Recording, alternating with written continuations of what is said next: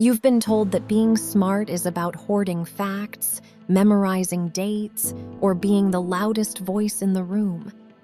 But in the real world, that kind of intelligence is just noise.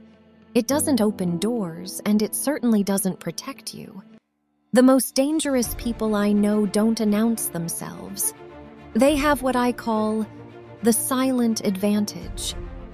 It's the ability to see the move before it's made, to spot an opportunity while everyone else is distracted by the chaos, and to build a life that is entirely untouchable.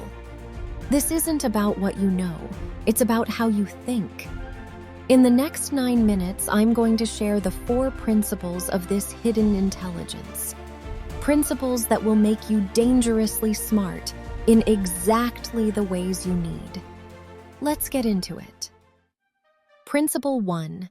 Turn overthinking into insight.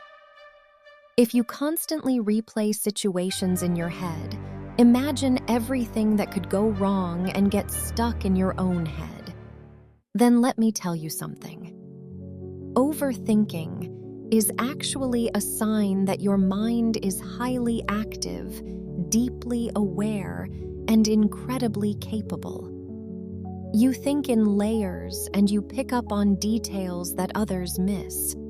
The only problem is that your brain doesn't know where to put all that energy. So it starts working against you. The first step to becoming insanely smart is to stop letting overthinking control you and instead start using it as an advantage. Right now, when you feel overwhelmed by your thoughts, your first instinct might be to distract yourself by putting on music, scrolling through your phone, or calling someone. But that habit will actually do more harm than good because it teaches your brain to avoid thinking instead of handling it. You're not solving anything. You're just pushing it down. And the longer you avoid your thoughts, the louder and more chaotic they get. So, next time you start overthinking, don't fight it and don't distract yourself.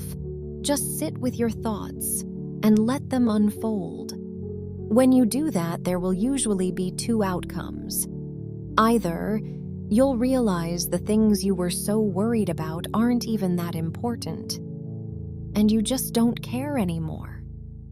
Or you'll get clarity and come up with real solutions and very good ideas. Either way, you win. Learning to sit with your thoughts trains your mind to think clearly and independently. So stop treating overthinking like a curse. It's a gift that only feels heavy until you learn how to use it. Principle 2. Argue with yourself. If you want to be sharp, like really sharp, you need to push your thinking before anyone else does. The second someone senses confidence in a woman, they'll try to find a way to cut it down. And one of the easiest ways they do it is by making you question your intelligence. They'll talk over you, correct you on things that don't matter, or ask passive-aggressive questions to make you feel like you don't know what you're talking about. So, you need to get ahead of it. Before anyone else has the chance to question you, you need to question yourself, deliberately and honestly. Take your thoughts, opinions, decisions, and pressure test them. For example, let's say you want to start your own business. Now, imagine someone who believes a 9-to-5 job is the smarter choice.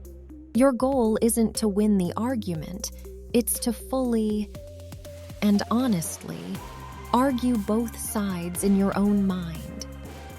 You might argue that a 9-to-5 offers steady income, structure, and less personal risk.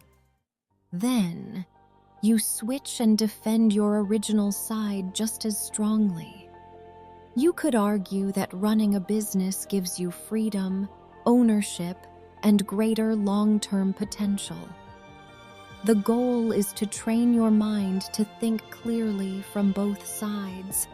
And if starting a business still stands after everything you've considered, then that's your sign to go for it.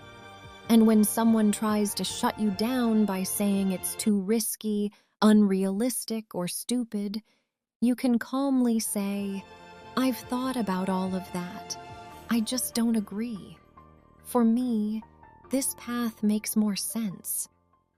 Arguing against your own position is also the same technique high-level debaters use.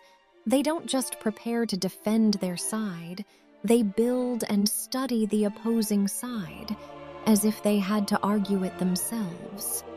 They look for the strongest points the other side could make, then refine their own position until it can stand up to that level of pressure.